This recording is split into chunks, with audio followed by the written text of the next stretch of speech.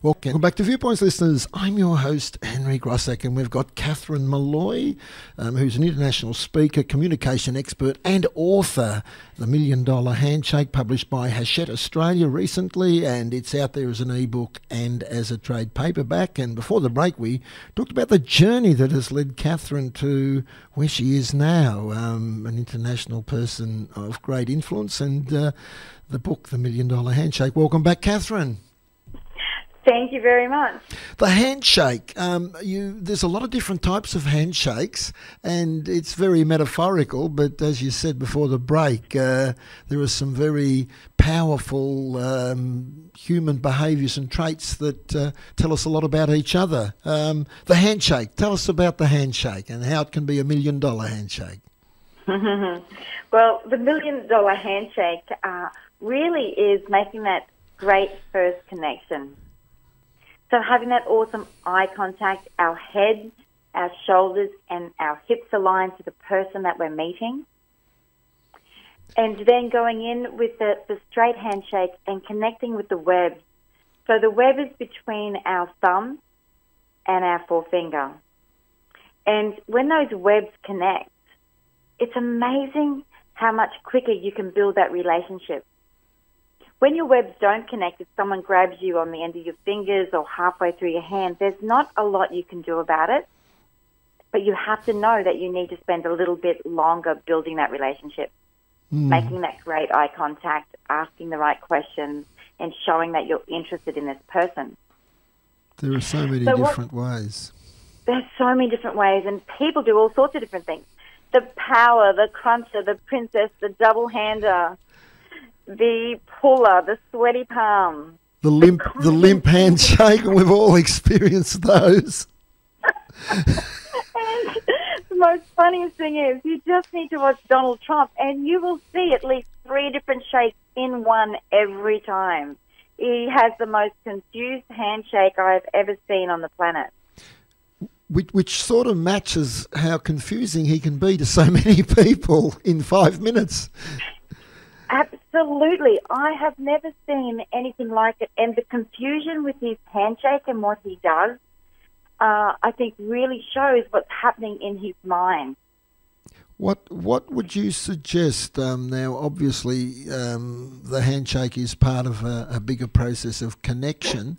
When people approach people and that first few seconds, I know in your introduction you talk about what can you do in 7 seconds. Well, you can create a first impression and they're very important. How should you approach being proactive in a handshake, would you advise people? Well, when we do approach, it's really important that we make that great eye contact, that we smile, that our shoulders are aligning, that, we have that relaxed eye contact too. It's not that deep staring eye contact. It's a nice relaxed eye contact. And then, of course, that tone that comes out when we go to speak should be the tone of being interested in that person. But when we actually go to connect with our hands, sometimes you'll think, ooh, that person's really soft, or that person's really crushing handshake. They're dominant, They want to control me. But you know what's interesting? If you have a firm handshake and your handshake and you're starting to feel that it's a bit crushing, did you know if you just increased your handshake to match that person, it feels quite good?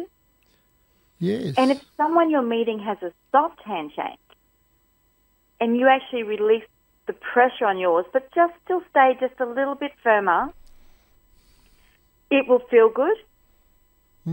It's true. Of course, the $1 Million Handshake book is more about there's more to it. I mean, you've got qualifications in neuro-linguistic programming and many other areas, Catherine. And in your book, I know the $1 Million Handshake, that's a good starting point, but you talk about the business of body language. Actions do speak louder than words. Your behaviour, how are you likely to act? Advice on those areas? Yeah, so it's so important. Every day people talk about influencing, managing, leading, and every day it's so important that we influence ourselves first and we influence ourselves well, because we've got the power of 700,000 different movements. That's a lot of That's a movement, lot. isn't it? That's a lot. But sometimes we put our shoulders over, we start to grumble, our heads down, this isn't right, that's not right, it's someone else's fault.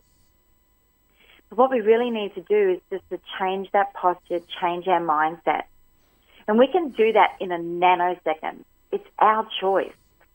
So I always think the first person you need to give that big smile to each day is yourself. And, you know, just on waking, just that moment before the eyes come open, you know, take that time to breathe in the day and take that time to say some great things on how you want your day to turn out. Well, say some good things to yourself, because you know what? If we are saying some great things to ourselves, how much easier is it to say great things to other people? It's true. There's an old saying, isn't it? If you can't love yourself, you can't love other people. And it's so true.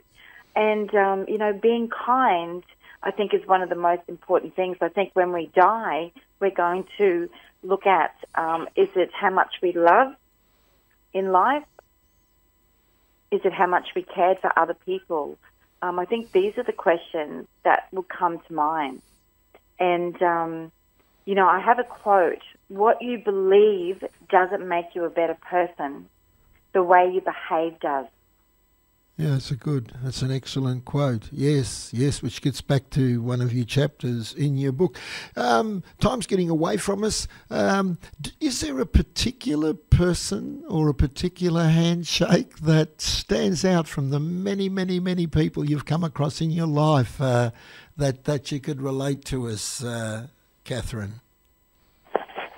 As being good or as being bad? Whatever you choose. Okay.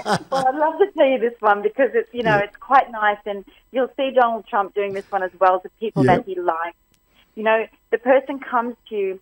I just got off stage in Sydney. I was at Luna Park, and the cameraman came up to me after and said, "Oh, you didn't mention this one, you know." He said, "I always do this," and he put his hand out flat, so I would have to put my hand on top. So that's sort of making me like I'm important. And then he patted me and said, "Oh, you know, it's just so nice to meet you." And I said to him, "Is it okay if I do this handshake back to you now?" And he said, "Oh, yes, that'd be great." So I put my hand out flat, which means he had to put his hand on top of mine. So whether he wanted to dominate me or not, this is the position I'm putting him in. And then I patted him and said, "How great to meet you." Well, his mouth dropped open, he stepped back and he said, "Oh my gosh, that's disgusting. I can't believe I've been doing that to people."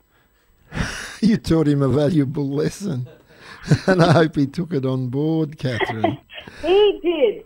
And I think that happens to a lot of us. We don't actually understand what we are transferring to the other person in our first 7 seconds.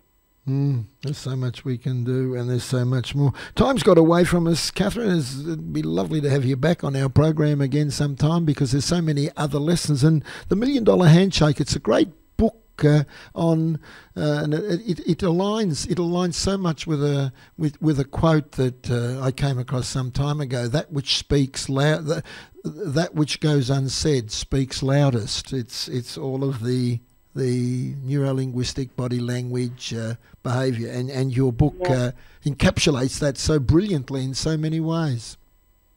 Thank you. We do. We speak so loudly without saying a word. Absolutely.